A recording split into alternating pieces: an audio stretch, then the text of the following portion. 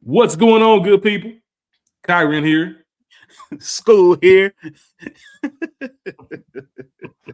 Yeah, that's what it is, man. Man. Shut up. Yeah, man. We on a 2026 run. I ain't stopped. Yeah, let's go. Nah, go ahead, finish your intro, man. Go ahead, do your thing. Skool is in the building. What's happening? Hey, do your thug thizzle, man. Hey, welcome back to another episode of the Culture Garden Podcast, episode 139. Woo! 139, man. Climbing the numbers, getting up there, man. We appreciate y'all for tuning in. Yo. As you can see, we're one person short. Shout out to Ray P. She Ray really P. wanted to be with us tonight. Yes. Wasn't able to. However, she did just want to make sure we told y'all. She said, "Dope is dope.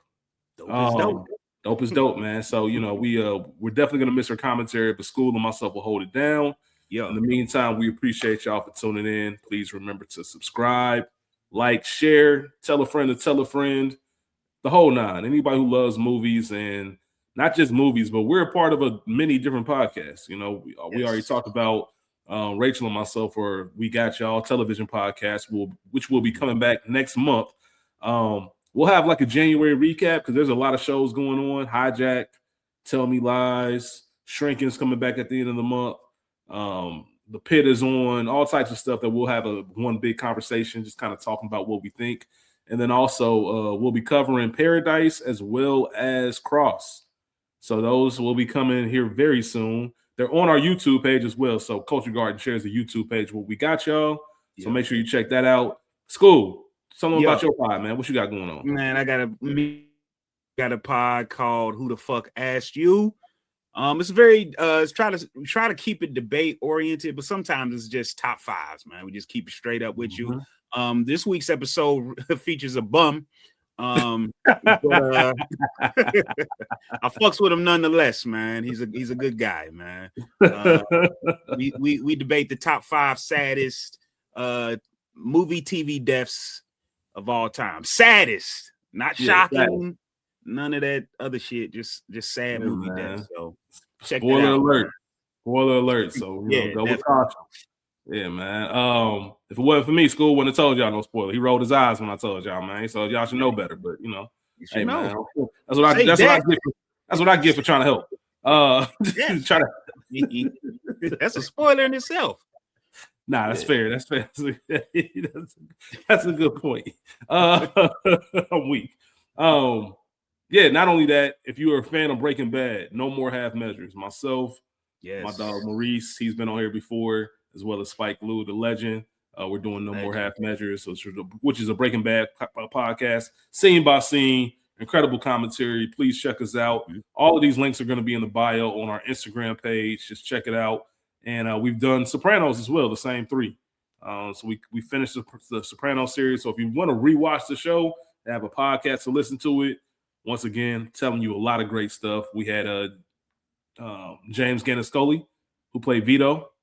He was on the episode and things like that. So a lot of cool stuff we got going on. Just want to make sure, I don't know if we tell y'all enough about what else we have in this podcast space. So building everything brick by brick. Shout out to Childish Grownups. They just got some new cover art. So a nostalgic type of podcast. And another week in the books. That's my grown-up podcast where I get to be open and vulnerable in the whole nine. So that's a quick run. Well, not a quick rundown, but that's a rundown. But we ain't here for that. We're here to talk movies as we've been doing on the Culture Garden. As I mentioned, episode 139. There will be spoilers and explicit content. And today we will be talking about the 2015 film Dope. Yes. Synopsis. Life changes for Malcolm, a geek who's surviving life in a tough neighborhood. After a choice invitation to an underground party leads him and his friends into a Los Angeles adventure. Skool, this was your week to pick. What made you go with Dope? I picked Dope because it's a rare Black coming of age film that doesn't box Black youth into one narrative. It shows nerds, hustlers, everything in the same world. I thought it was it's one that I've only seen maybe twice, and it's been a while, so it was time. Okay, got you. Yeah, I told you I was actually thinking about doing Dope sometime. I'm a big fan of The Wood. It's one of my top 5 favorite films. I got the poster hanging up at the crib, and if you don't know, this isn't a sequel, but it's in the same universe. It's in the same world as Dope. And obviously, just the idea of who you are, not being able to be put in a box, that question of identity, that's a big theme throughout this film. Yes. And I love how, I guess, that natural advancement is the same thing. You can have the same neighborhood. I know The Wood came out in 1999, but it was like based in the 80s. Yep. So you got the same neighborhood and just see where it's going from the 80s until the 2015. And, people are still dealing with the same things, even though it's a new generation. And once again, just trying to find yourself and who your core identity is. You might say that's the core identity of Inglewood. So, and the people who live in it. So it's just a lot of cool stuff in it. And I'm glad you picked it. I'm similar to you. I'd only watched it a couple times, and I couldn't tell you the last time I did see it. So it was a good rewatch. I remember liking it, but I didn't remember the full details. And we'll talk about it. We'll get into it.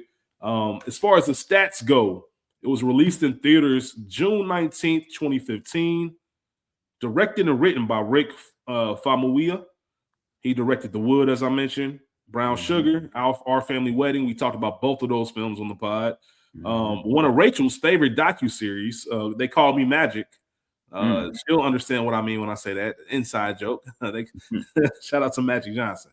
Directed 6 episodes of The Mandalorian. All the Star Wars fans, Mandalorian is fire. So he directed 6 episodes of that. He's also got the Dennis Rodman film coming up, about 48 Hours in Vegas. Yeah. He's doing the Uptown Saturday Night reboot movie. So he's got a lot of stuff going on. He wrote, I don't know if I said that he wrote this movie as well. Had a budget of an estimated $7 million and made $18.1 million worldwide. Actually, I think it was just US and Canada. But it had $6.1 million the opening weekend. It did open up at number 5 in the box office. The other 4, Jurassic World was at number 1. A movie we were just talking about, School, on Who the Fuck Asked You. Number 2 was Inside Out. Spy was at number 3 in San Andreas. Shout out to The Rock. Shout out to our conversation about Bad Boys 2. I just posted a clip of School talking about Bad Boys 2 kind of opening the lane for the senseless action movie. And I immediately thought to myself, like, what role would Dwayne play? And shout out to the Smash Machine. But what role would Dwayne Johnson have played in his action peak had it not been for Bad Boys 2? Yeah. And him and Michael Bay actually did do a movie together. I was thinking that they did, but Pain and Gain, which is another movie I saw once and haven't watched again. So I think I enjoyed that movie more than I remember. I think I would enjoy watching that again. Yeah, I remember it kind of getting stagnant towards the middle and end, but I need to revisit it. It's been a long time. It was in the theaters for 13 weeks, stayed in the top 10 for 3 weeks. It is currently streaming on Prime and Stars if you're looking to watch it. As far as awards go, School won a lot of awards. Well, actually, it won 5, but it had 25 nominations, especially by some of the Black award shows that we talk about. It was nominated for Best Picture with the BET Awards. And it won for Outstanding Achievement in Casting at the Casting Society. It won for the Department of Low Budget Feature Comedy. And I just want to shout out, this was a great cast. Like, when you look back at it, especially if you haven't watched it in a long time, there's a lot of faces that you recognize, like, oh, snap, I didn't know they were in this. Even if it's for a small bit, you know, Amin Joseph, like all types of things. When you say, oh, shout out to Amin Joseph, also a Black Real Award voter. But all types of stuff going on where you just like, damn, like, I didn't even know you were part of this. It won the Deauville Film Festival Audience Award, nominated for 3 NAACP Image Awards, Outstanding Motion Picture, Writing in a Motion Picture, and Directing. Nominated for a Grand Jury Prize at Sundance. Sundance is obviously a big film festival. Yeah. Also the winner of the Best Screenplay at the AFCA Awards. And shout out to the home team, nominated for 8 Black Real Awards. It had 1 win. I do want to shout out the nominees. It was Outstanding Supporting Actress for Zoe Kravitz. Outstanding Director, Outstanding Breakthrough Performance, male for Shamik Moore. Outstanding Breakthrough Performance for female, Chanel Iman. And the winner, Kiersey Clemens, who played Diggy. Outstanding Score, Outstanding Original or Adapted Screenplay, and Outstanding Ensemble. So 8 nominations. Just lets you know what this film was like in 2015. All deserved. Yeah, absolutely. And before we get into our conversation, let me run down the cast. We have Shamik Moore as Malcolm. Tony Revolori as Jib. Kiersey Clemens as Diggy. Kimberly Elise as Lisa. Chanel Iman as Lily. Zoe Kravitz as Nakia. ASAP Rocky is Dom. We'll have a conversation about ASAP in this movie. Lakeith Stanfield as Bug, also known as Marquise. Amin Joseph as The Voice. Robert Janvier Smith as Austin Jacoby, AJ. And shout out to DeAndre Bonds as Stacy, reprising his role from The Wood. Once again, if you were not aware that these worlds were connected, we see what Stacy's up to, which is actually kind of funny because if you watch The Wood at the very end, like at the wedding, Stacy's in like the background in a wheelchair. Like almost like the street life got him, and he had this like great wig on and stuff like that. He doesn't have any speaking parts. It's one of those things where either you have to watch the director commentary to even notice it or really be paying close attention. Either way, I'm glad Stacey's out here still in Inglewood, securing shit. And then we also had appearances from Rick Fox. Shout out to the Tar Heels. Tyga, Quincy Brown, Vince Staples, Casey Veggies, Forrest Whitaker as the narrator. Skool. Let's kick it off how we always do, man. Classic or not? Oh, this is a classic. It's definitely this is a classic. And the reason, and it's hugely underrated. And one of the crazy things when I was looking back at this film is if this film was made, let's say this shit was made in 2023, this shit would be popping. The messages throughout it, the way it gives the viewer respect enough to find the message themselves. It doesn't just push it in your face. Like this movie's dope. And not to mention, I can't remember the young lady's name, the lesbian chick. Kiersey Clemens, that's a wild way to describe her. Kiersey Clemens, Diggy. Yes, I mean she's a lesbian. I know. But that's the first thing that's fair. But I say that to say her character would have more depth. We would know more about her. We would know about her home life, why she like it. This movie would be the shit now. So, all right. So it's funny you say that because 2015 is now 11 years ago, which sounds crazy to say out loud. But are we sure it's the same movie in 2023? Like that 8-year gap, they might do some things. Obviously, it's a comedy and it's a tone. Well, for one, it probably has a more difficult time getting made in 2023. And for two, you're right about the depth and the themes that are within it. But I wonder if it's still going to be as upbeat and fun. I don't know. Hollywood changed is somewhere between those areas. I'm not saying it wouldn't. I agree with your point. But I just wonder what it looks like in 2023. I know it might not seem like a big deal, but I don't know. Movies changed in those 8 years, and it's hard to really explain or put it into words. But it'd be interesting to see. Yeah, I just I don't see anybody in this film that's so major that they couldn't do it now. Like, I don't know. Maybe I'm trying. Oh, you mean like the actual cast themselves? Like, no, you could take the actual same cast and still do it now. Oh, yeah. It's interesting. I don't know. Either way, I really enjoyed the film. And part of the reason is because it was 2015 and it was a little bit before. I mean, shit, you got to think this is pre-Trump. You know what I mean? Like, that's what I mean. The whole world changed and how films and messages and Hollywood versus politics and all that. So I think when I look at it, you can kind of tell. You can kind of tell it was just a different time. Even though I know it doesn't directly speak to that. It just has a feel of 2015. Even the outfits and like when I seen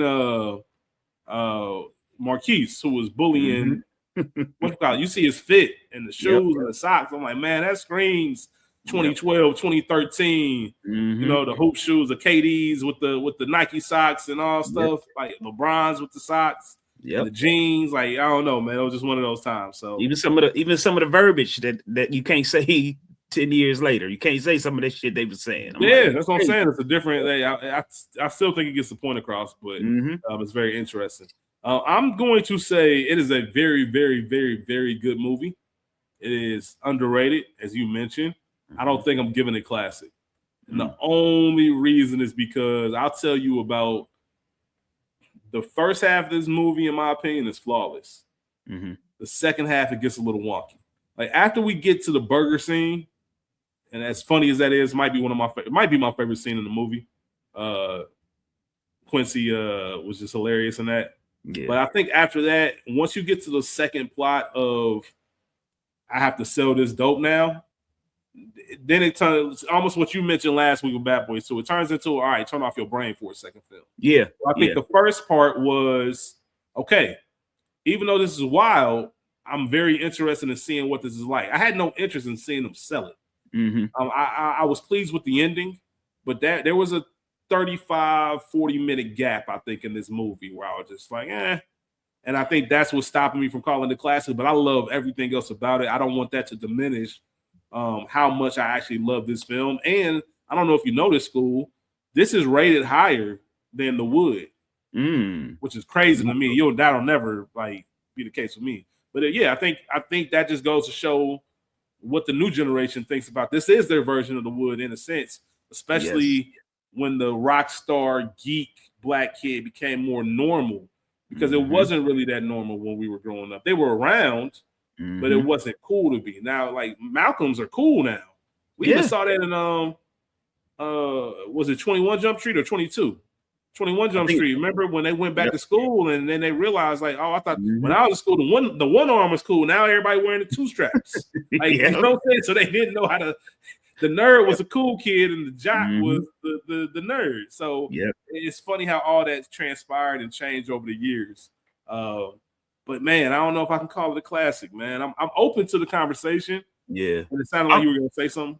No, I was going to say I'm with you. That is one of the things that's in my things that bother me is that part. But I don't know, man. I feel like it just gets better with time, as far as just the messages and it kind of saw the future with a lot of things. And this movie was great. I'm okay with you feeling that way, but I'm gonna have that. I'm gonna defend this movie. No. And then, like I said, it's not even a defense situation because I'm not. I love this movie. I really do. I just don't know if I can put it in my personal. I want to make sure I let people know this is my personal classics. I'm not mad. I would never argue it down that it's a classic. Some movies, if you tell me it's a classic, we're gonna have a conversation. I'm gonna tell you, hold on, man, you tripping. Hey, if that's your palate, then that tells me everything I need to know. I'm not mad at anybody who says this is a classic. And I could be convinced, like I said, with more watches and things like that.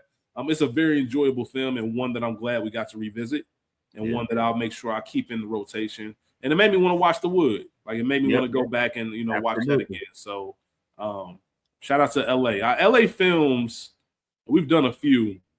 I don't know if there's a better film town, like on screen. Like people talk about Miami, you talk about New York, you talk about Chicago, which probably aren't as many as you think with Chicago. But LA, I think that's it. I think seeing LA on screen, no matter what capacity, whether it's heat, whether it's colors, whether it's the wood, whether it's dope.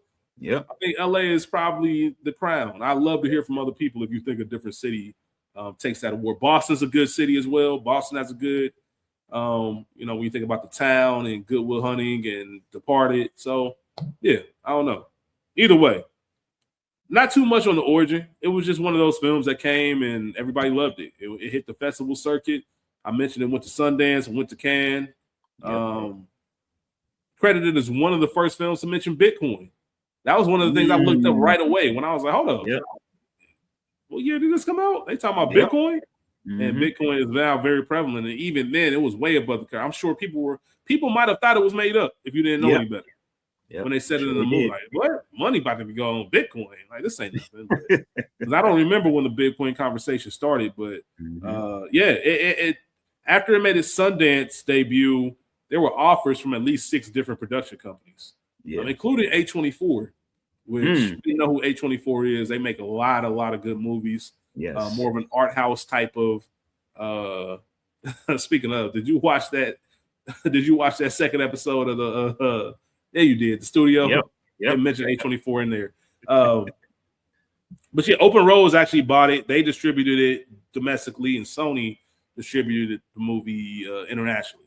So not too much in the origin, like I said, it just hit the circuit and people were like, you know what, I like this. As I mentioned, it won audience awards. Like it is a very, to your point of it being a classic school, it's a very you know you like it upon first watch. You Yep. know you're watching something that you enjoy and you're invested in these characters. I think that's the most important thing for a film to do that you might not. They do it in a different way now, where you just want to get this interest in these characters, you know. And I'll talk about it a little more, I'm sure, if we talk about the intro. You remember your first time watching this? First experience? No, I do not. I know I didn't see it in theaters. That I do know. Yeah, I did not see it in theaters, and I don't remember my first time. I do remember liking it. I do remember it was random. Like, you know what? I haven't watched Dope yet. Let me watch Dope. Yep. And I remember enjoying it, but didn't really revisit it. I told y'all plenty of times there was a 2012 to 2016 run where I was just movies were hit or miss. I would watch but not revisit the same way I do now. So I don't remember it. But I do remember what I enjoy, I guess, the most about it is I'm a sucker. Y'all know I always say I'm a sucker for a good rom-com. I'm also a sucker for a good coming-of-age story. Yep. Like, you take me back to high school, you take me back to like what new generations are doing now, then you pretty much got me in.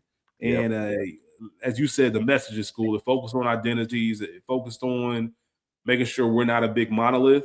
Yeah. And it didn't even do it with the film didn't even do it with just like looking at it from a nerd's perspective. So in The Wood, we got the new kid's perspective into this world. It's almost like a fish out of water. But with this, you're looking at it from the nerd or the geeks, and they're self-proclaimed. They make sure we know early in the film, like this is a geek's point of view. But when we talk about not being a monolith, you have the scene where you're at Dom's party, they're doing a drug deal, and you're talking about like international affairs and drones. Yeah. And you wouldn't expect that group if you just push pause and walk in the room and saw that on the screen and say, hey, what do you think they're talking about right now? You wouldn't expect the conversation they were having. And like really like holding friends accountable. That ain't funny. This is what the effects of this are. Once again, they did that on purpose, I'm sure, too, on the flip side. Like, nothing is what it seems. Yeah. And I love the fact that this movie explored that. And even the small moments, like just we usually go home this way, but we couldn't because the Bloods were shooting a video for their YouTube. Yeah. Like, that's all is mentioned in the movie, but it's just a funny moment to me because I'm like, we all have things that are normal to us that we see. And it's like, yo, this is really some fried shit. Like, y'all niggas a whole ass gang and y'all putting up shit on your YouTube page. But that's the technology and where it went at that time. And I've seen this movie so little that I when it first came on, I had to sit back and think for a second, like, is this based in the 90s? Like, because they were so 90, bro. They were even the intro. Shit. I was like, hold on. I thought this was present day 2015. Like, because when you look at his room at the intro, you see like cassette tapes and the Chronic on the wall, the music, all that, his hair, all that stuff. Which, you know, and then you realize, this is current day. So I like how they mixed it. I like how they kind of meshed both worlds. And we always know all that stuff comes around. It comes back around. I think 90s fashion or whatever, baggy is in now. 10 years ago, it was skinny jeans. Like, it's all types of shit, man. Let's talk about best scenes, man. This is your movie. Let's get into it. Where you want to start? I'm gonna start with the opening classroom scene. Malcolm correcting the teacher immediately establishes intelligence, code switching, and how Black brilliance is often viewed as a problem. Like, that's ultimately what really got me is just how smart Malcolm is, and again how arrogant he is. Like, but he's not arrogant in like an asshole way. Like, he's arrogant in like, I know my shit type of way. Like you are when it comes to movies. Like, if somebody tells us, Denzel Washington didn't play Malcolm X, like, we like, what, nigga, is you crazy? Like, so he was just on his shit, made his teacher pay for it. Teacher was salty. You talking about, is this The Advisor? Yes, I'm sorry, The Advisor. Okay, guy, I just want to make sure I was on the same page with you. Yeah. Yes. The whole college admission test, the Advisor was lame, man. I don't like if you were working in education, like, your job is to empower the youth and make sure they know what's possible. He's setting limits for their children. Yeah, which I know. Like, well, listen, we all have seen Dangerous Minds and Freedom Riders and all that shit. we done seen. Hey, man, we like a white savior. White savior. Blindside, Freedom Riders, Dangerous Minds, Hardball. They made a movie called Last Samurai. Tom Cruise was teaching. Man, stop it, man. In case you don't pick up on satire, we will not be having a white savior month. I just want to make sure everybody's aware of that. But yeah, just that whole this is where you are, this is where you're from, deal with it. Like, nah, man. But once again, Skool, that's one of the messages. And I had the opening as well. I could just appreciate even the opening screen, just getting the definitions. I use dope a lot. I say dope a lot. Yes. And just kind of, once again, I talked about how the coming of age, how Inglewood is still Inglewood, even if the characters have changed. Well, these words mean different things over time. If you said dope in the 80s, everybody knew exactly what you're talking about. You don't really hear it that much in the drug sense, even though it's still said. But if I say dope, most people are going to assume, oh, that's fly, that's cool. Yeah. And they know that's what we mean. So once again, that's just that transformation. I forgot that dope was used as like a dumb person, like Dopey from Seven Dwarfs. I'm like, oh yeah, see, in that era. And we all done been in that moment where you get caught smoking a little weed when you 15, 16, and your mama say, you smoking that dope? And you get offended, like, hey, yeah, I ain't straight up. no dope. Yeah, man. That's really, man, y'all or when you smoke weed and people are, oh, man, y'all here doing drugs. Like, come on, man, chill, man. I know people, man. I know people that do that shit. That shit hilarious. Yes. Also, and I've said this in certain movies, narration isn't always the thing for me. Yeah. It doesn't always work. Shout out to Forrest Whitaker. However, it does get us into what we need to know right away. With the tone of what they're trying to set for this film, we don't have time, as you mentioned earlier, Skool, in the 2023 version to get into the home life of Diggy or like all of these depth. We just need to know they nerds and they into white shit, as they say. And Donald Glover being on that white shit list had me weak. Insane. Yeah, all of that stuff. So that's what we need to know about them. They in a punk band called Oreo. That song was rocking. I ain't gonna hold all that shit was rocking. And I know I've seen this floating around the internet, but I sound like an old nigga from the 90s, the internet. Garage bands, man, bring them back. Like, what y'all doing, man? What the white kids in suburbia doing now, man? Bring back the garage bands. We need Green Day back, huh? Yeah, and then you see he's bullied by the jocks, stay into the vinyls. Jib trying to get Tony's comic book collection was nasty. The nigga got shot. Nasty. But that's how the dude he is, man. He played that role very well. He's like Peter Parker's arch nemesis in the Spider-Man movies and stuff. Like, dude plays those roles well. Yes. But yeah, I like the intro and everything else. I'm gonna go to my scene. Go ahead. When we first shout out to Lakeith Stanfield, known as Keith Stanfield in this film. Shoe program, nigga. That's what I'm gonna call this scene. So Skool and myself didn't go to high school where you was just like niggas just wasn't getting robbed. There'd be some fights here and there and some other shit going on, but niggas wasn't getting pressed. I don't think anybody would even let that. Everybody was connected to somebody in a sense of if you saw that going, hey man, leave them alone. Now, if it's deserved, if they got their own thing going on, but usually that would happen with hands. When nobody getting robbed, like, hey nigga, I like them shoes, giving them to me. But that happens. Nigga say, yeah, I really like the last ones you gave me. Like he ain't take them. Like, yeah, what's them right there, man? These straight from the flea market. Nah, them Jordans. He's with the red. Like, yeah, nigga, come up off those. Started clapping. Say, yeah, come up off them. I need them. and remember, the first niggas, he putting his shoe up next to him, talking about a small feet ass nigga smacking them, getting mad because they feet small, man. Yeah, man, he wasn't playing. Mad because he couldn't rob. The worst part about it is, even though he didn't get both, he only took one. So even I can't wear him, neither can you, nigga. and told him, I'm gonna get that other one, bitch ass nigga. I'm gonna get it, nigga. And you know he meant it. Hey, Malcolm better not have worn them that shoe the rest of the year. Y'all come you hear me? But the main reason why I like this scene is because obviously we get to see my dog Stacy. Yeah. We actually get to see him in a little bit of action. We know. And put those lenses on, put those glasses on. Yeah, he's sitting there telling like Marquise, don't act like I won't beat the fuck out you. You hear me? Ask your dad about me. Ask him about Stacy. Ask him about Stacy. Yeah, that's all he's going to say. And that's, when you're young and you hear an old head talk about their glory days or ask about me, you don't have an idea. We have the luxury of an audience to know what Stacy was like in his heyday. Like Stacy wanted to be playing around with. Like Stacy was about it. He was about that life. Like, what's up? Like, ask your pops. I'm not just, and it's a good lesson maybe for younger generations. Like, yeah, he working a security guard now, and it could be a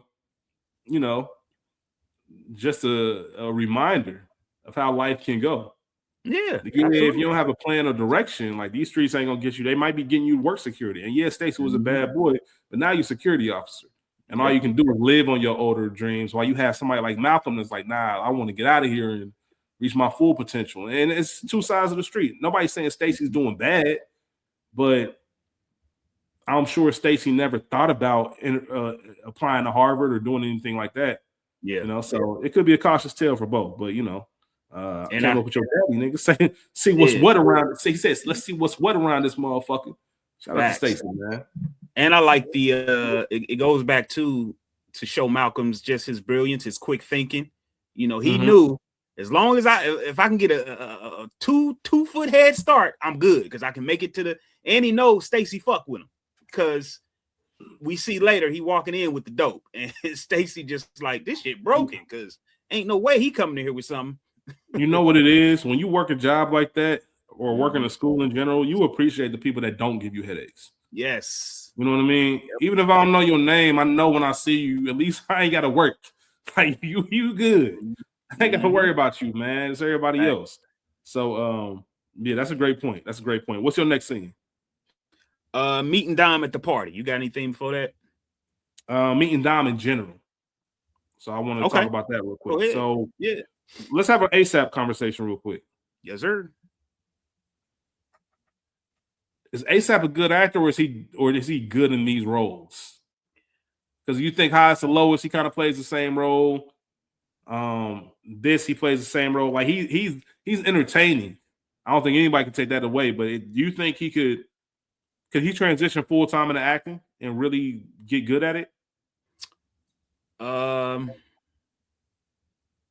I would like to. I'm not going to say yes, and I'm definitely not going to say no. I just would like to see him go outside of the box. Let's see him play a general, normal, pretty normal character, and I think we'll have our answer. But I think he's very talented. I think it's very possible for him to do. But we haven't seen that yet. I haven't seen him play anything but an entertaining rapper or a wannabe rapper or a hood nigga or something of that nature. So I didn't see Monster.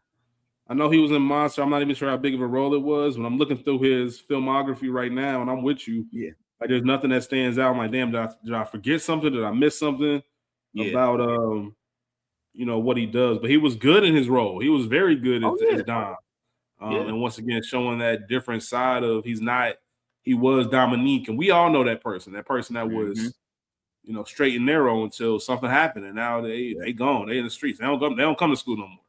Yep. Like he pushing the jag, he pushing whatever. Like same type of age, but it is what it is. So he was really good in this role, and I just want to shout him out. But the conversation they were having, I think, was just a really, when you sit down and look at it, like, yo, this is actually a real conversation they having about music in the 90s and Dom knowing his shit. Like, man, that came out in 88. This came out in 2001. Like, you ain't even talking about it. It's still making both of their points.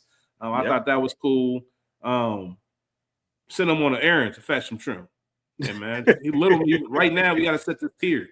Let you know who you are in this world. Like, yeah, you the nerd, and just the general aesthetic of the nerd and the hood dude chopping it up. Yeah, like, yeah, man. Girl, man, go over there and holler at her, man. Go send her over there. And him going back and forth. Told that nigga, get to peddling, nigga. And then when he come back and tell the news or she said that shit. All right, man. And then he sent the nigga back over. And it's funny because he really did say he did for the pleasure of your company. Like he really did. That nigga didn't say that shit. He did. So meeting a character like Dom, I think that was just cool. Like it could have been it easily could have been one of those entourage types. Let's get a famous person to play this little small role, almost like the Tiger. But it was an actual substantial character, and he played a part in the movie. So shout out to ASAP for that. But now we can get to the party because that's next on my list too. All right, so it's almost like 3 scenes in one for real. Yeah. So I said meet and Dom at the party. The moment, the curiosity, the peer pressure, and danger intersect. Like I've been there. I've been to this at the 16-year-old, 17-year-old at the grown ass adult party, like where I shouldn't have been. And the way that your boy was getting drunk with them cats, what's his name? Oh crap. Jib, the way Jib was he was trying to handle his own. He did pretty good. You know what I mean? The way that Malcolm was able to break out of his shell because he knew old girl was there, that he really was, trying to steal from Dom. Diggs, she was all doing her own thing. It was just a chance to feel like one of the cool kids, one of the popular people. Break out of their shell to let people know, like, yo, we do this too. We might be nerds in your eyes, but we can have a ball too, and we can hang with the big boys in any activity. Yeah.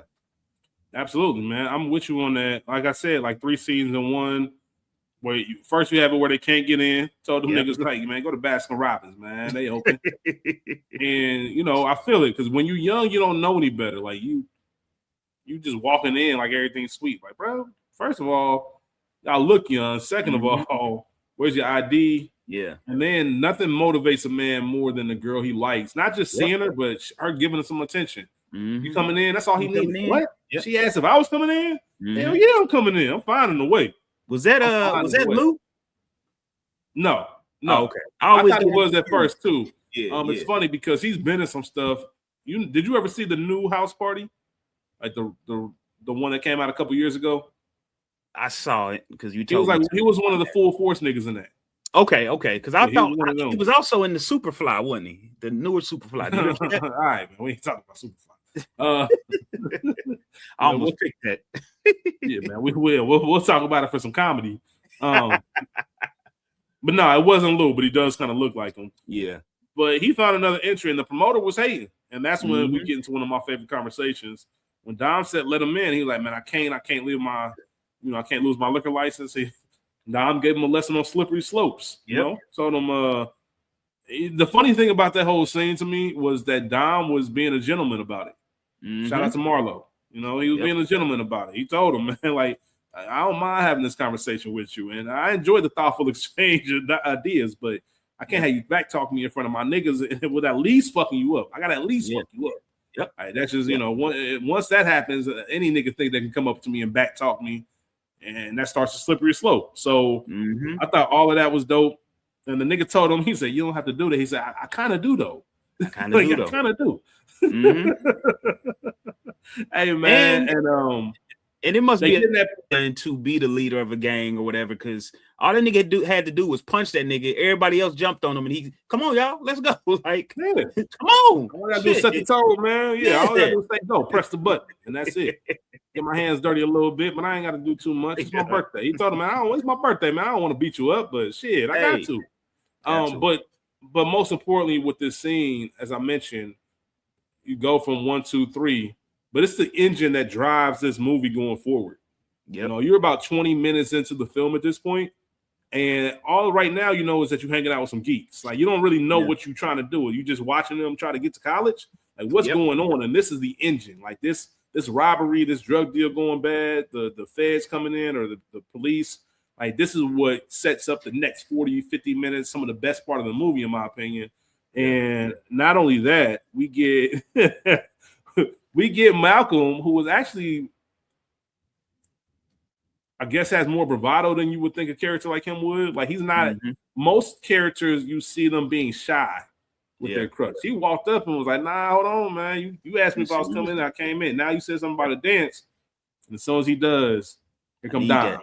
Yep. Dom said, yeah, man, go ahead, man. I need to go and cut in. You said something about talking. Hey, that man said, but we were dancing, man. We were dancing. Nigga, Dom got weak. He got weak at him, laughing at that man's face. Kids say the darnest things. Kids say the darndest things. Don't you see what happens when you don't spank your kids? See what happens when you don't spank your children, man? So that nigga to scram, man. Beat it. Get out of here, man. Get out. And then, like I say, you switch that third part of the scene, which is the drug deal. Tiger, his character, and I quote, I used to really think Obama was a bitch. That's a crazy ass line. Crazy line. Yeah, I don't know who's right here. Come on, man. Rick, what you got going on? Hey, he said that shit. And you got the deep convo about drones, and I mentioned all of that, and just the big affair of what happened and Dom switching those bricks. And I guess this was your scene, so I guess I'll go right into mine. Malcolm finding that dope. Yes, like going through the school halls, not trying to figure out why the dog barking. And once again, since he is such a nerd and so unassuming, nobody thinks anything. Like it must be a glitch. Remember, he even said, like, "Yeah, y'all got to go back. The machine broke. I don't know what's going on." Like they couldn't even fathom that this nigga could be having some weight on him. Like there's no way. There's no possibility. And obviously, Dom don't know. Malcolm don't know what's going on until he gets in the room. Actually, he sees in the hall, and then they go into the band room. He sees the keys and the gun. And obviously, we get the phone call or we get that voice, pretty much talking about lunch and sandwiches. Like, yeah, nigga, you was the one trying to get cute. I just asked you to have my lunch. Got cheese on it. Yeah, my shit got cheese on it. I'm gonna kill it. Like, oh, yeah, that's what you get, man. Stick to the script. He said, "I got my lunch." Shout out to I mean, because the more I don't know if I would have recognized him in 2015. I can't say I don't know, but now he just has that voice that I knew that was him immediately. I did the same thing. I did the same thing on one of them days. Yep. Like one of them days, I heard that voice. I'm like, oh, that's a Mean Joseph. Yep. You know what I mean? Obviously, I knew he was in the film just from the credits. I knew that. Yes. But in the preview, should I say? But I didn't know. I knew from that voice that's who he was, King Lolo. I think that was his character. ASAP. And I love black people because only black people will call you all menacing and say, "Yeah, after school you're gonna come out. There's a red El Camino. It's gonna be a handsome nigga inside." Nigga, that's me. Nah, that ain't Lance Gross. That ain't Lance Gross. That's me. And it's funny because Lance Gross is in Our Family Wedding, which is another of Rick's films. But only black people can say that with the dead serious. And you say, "No, oh man, who is this nigga, man?" And not only that, this is when things really.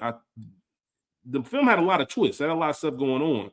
But right when he's about to walk that bag up, he get the call again. Like, Dom, like, man, what did you talking about sandwiches, nigga? Like, said some dude just called and said to bring this to him. He said, "Hey, somebody snitch. Either that's the police or the person that snitched. Either way, run." He said, "Run, nigga, right now. Move, nigga. Get the fuck out of here. Ain't moving. Yeah, get the fuck out of there, nigga." And them niggas went going on that chase. So, second movie of the year.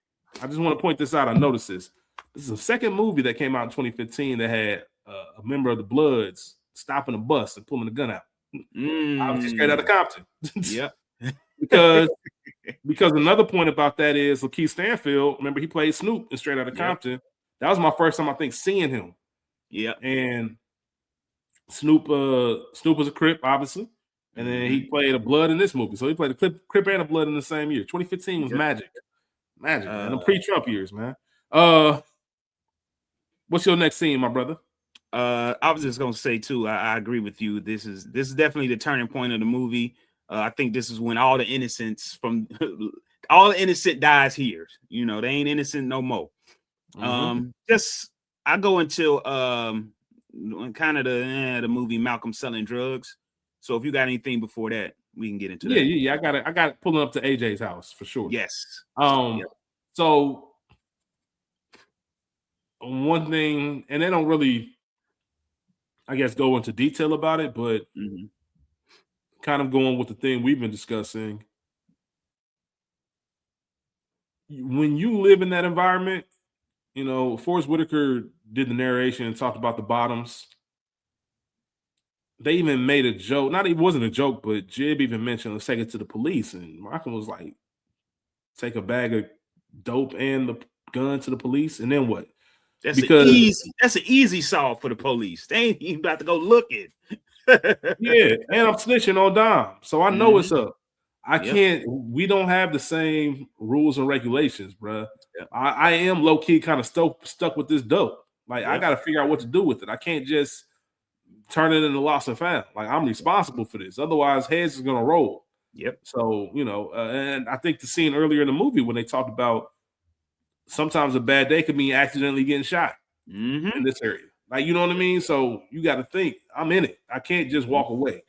So that's the realistic part of the film where you couldn't. But pulling up to AJ's house, first of all, Lily came to the door like Gina. Like we just talked about, like Gina and Scarface. Yeah, kind of same probably role. Came up, with the whole, you know what I mean? Bored. You got this suburb kid talking about some fuck crab ass niggas. Yeah, man. Like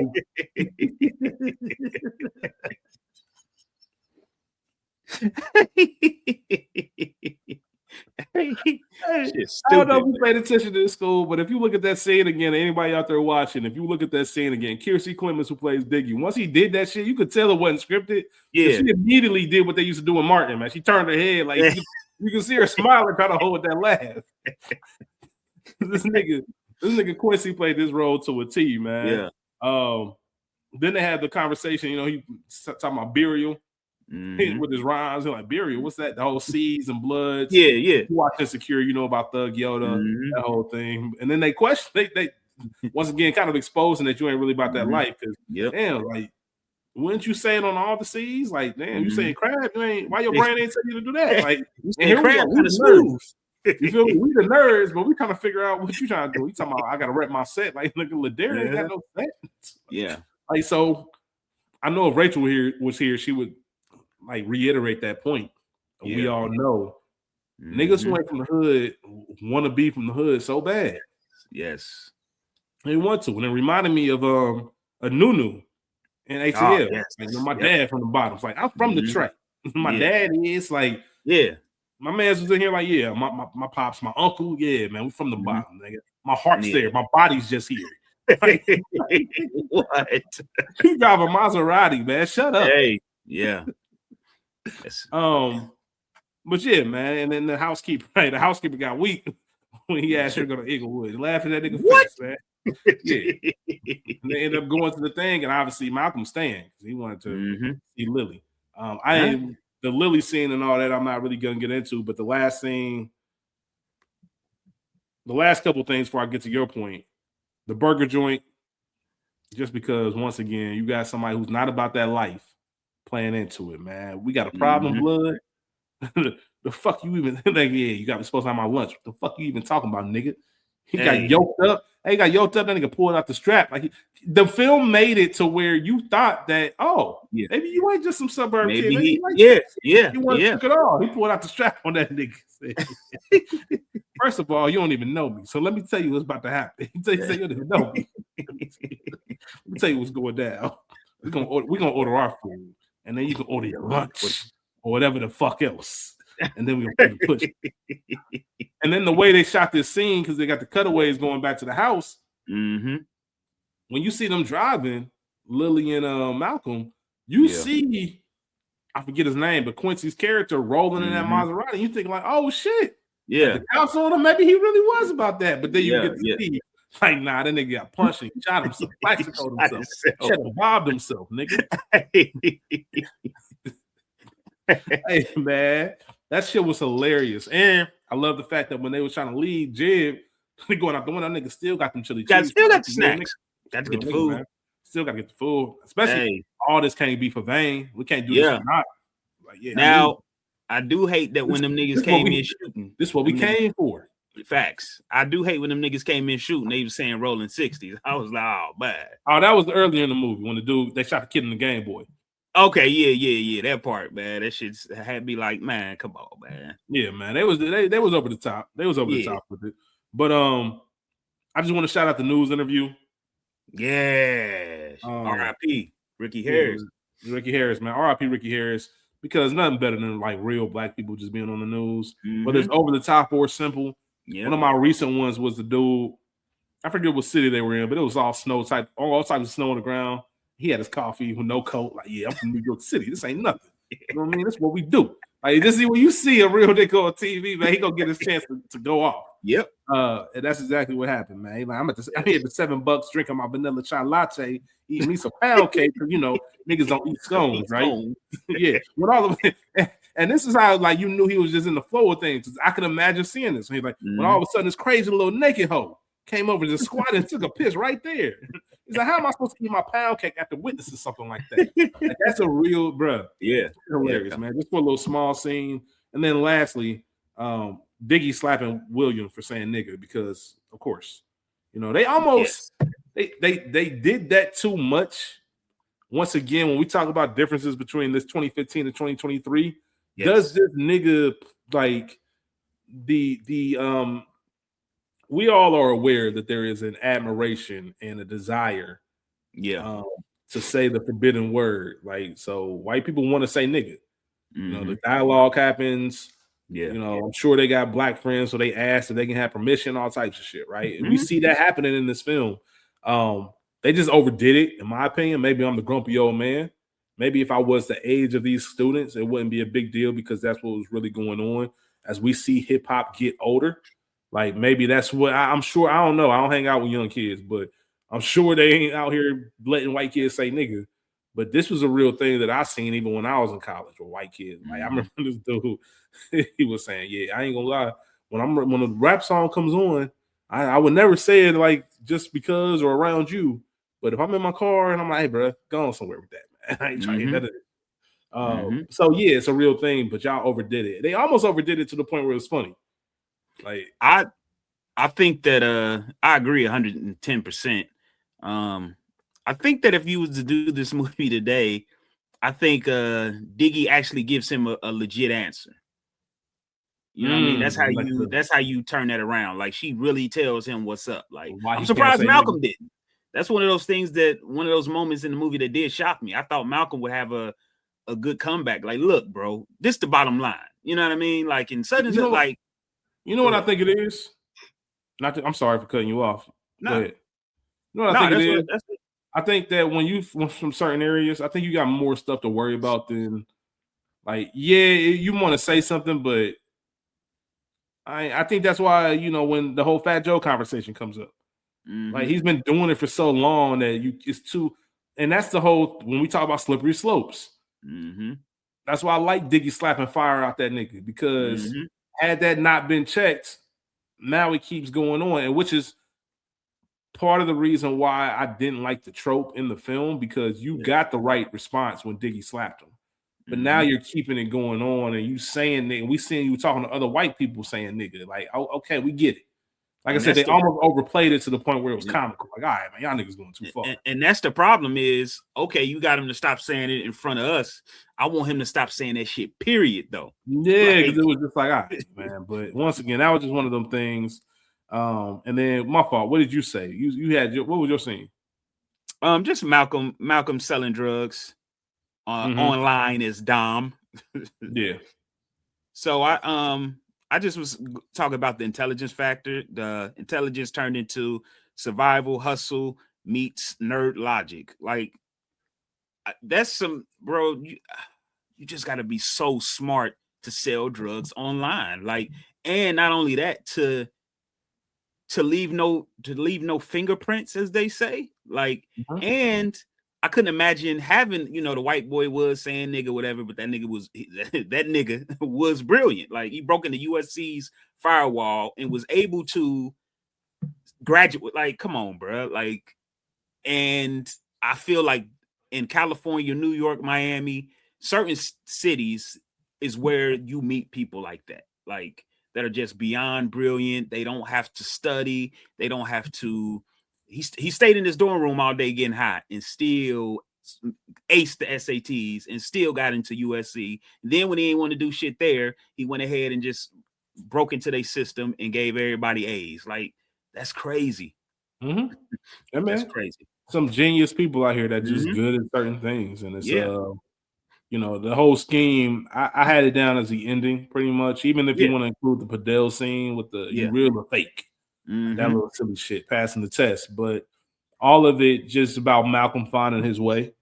But really more so just the Harvard of it all, like him putting a spin on it, him getting at AJ, pretty much like, you might run things, but I have the upper hand. Like, I'm controlling this situation because I'm that smart. And I better get into Harvard, like using it to his advantage.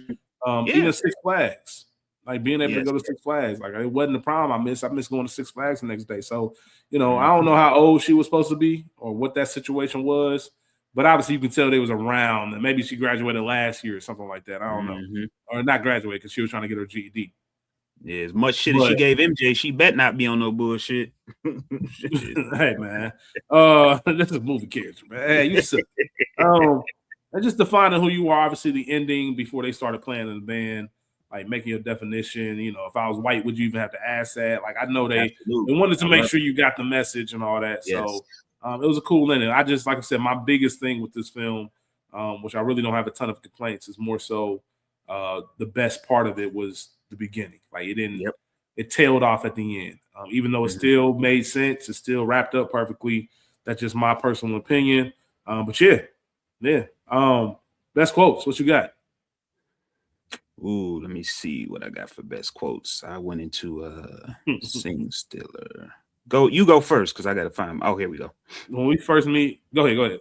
I put I am not a drug dealer. Repeat it until it becomes more iconic and heartbreaking. Why do you have to be a product of our environment? Let me see. And I think that's it for me. All right. You don't hold on. You don't get into Harvard pretending to be stupid. And that's it. Yeah, that's it. All right. So when we first meet Jib, give me your bike, nigga. Like, I don't know why that shit got me weak. And Jib even I'm glad they addressed Jib saying nigga in the movie, because that was my first thing. Like, hold on, bro, what you doing saying nigga? Like, I would love to see a scene of them like really question. Like, let me see on Ancestry. Let me make sure that shit say some African. But either way, that shit, everybody looking for an excuse to say it. This was Dom, but I got this nigga talking to me, telling me what he can't let me do and shit. Like, I give a fuck. Like, I just thought that was funny because, bro, I just told this little nigga he can come in. It's my birthday party. I don't give a fuck about your license, nigga. He coming in. Yep. And what's crazy is Malcolm told them niggas when he told Jib and Diggy, like, going to a drug dealer's birthday party. Nah, no, I'm good. We cool. He knew something was going on, bro. We going to a drug dealer's birthday party in the hood, like in LA. Like, we don't fit there. But they had a good time. And then lastly, this shit got me weak. Breakfast Club, nigga. Molly Ringwald. Hey, that nigga said that shit pure as a nun's pussy. Hey, bro. Pure as a nun's pussy. Hey, come on, man. Yo, you gotta chill. Hey, man. This movie has some funny moments, man. It has some funny moments for sure. Did you have a scene Stiller? Man, it was between Diggy and Jib for me, man. I'm gonna say Jib, man. Heart of the group, loyal, funny, and reliable. Intelligent, energy. Yeah, I'm gonna go Jib, man. I would have liked to know a little bit more about both of their characters, Jib and There's a lot of good scene Stillers in this. I might go. Let me get his actual name in the movie. Give me 1 second. Jaleel, played by Quincy Brown. Okay. I think I might go Jaleel, man. His whole character was funny. Just that fake hood dude. We've all seen it. We've all seen that character. Jib was great. Like, Jib had me weak. I just give me a bite, nigga. You can just tell what type of dude he was. Diggy was great. Once again, she won that breakthrough, I believe, for Black Reel Awards. Yeah. And Dom ASAP was good, but I for some reason when I think of Scene Stealer, somebody who just didn't like for his screen time, did it the performance that he delivered. I gotta give it to my fault, Quincy Brown. That's Jaleel. Things that bother you?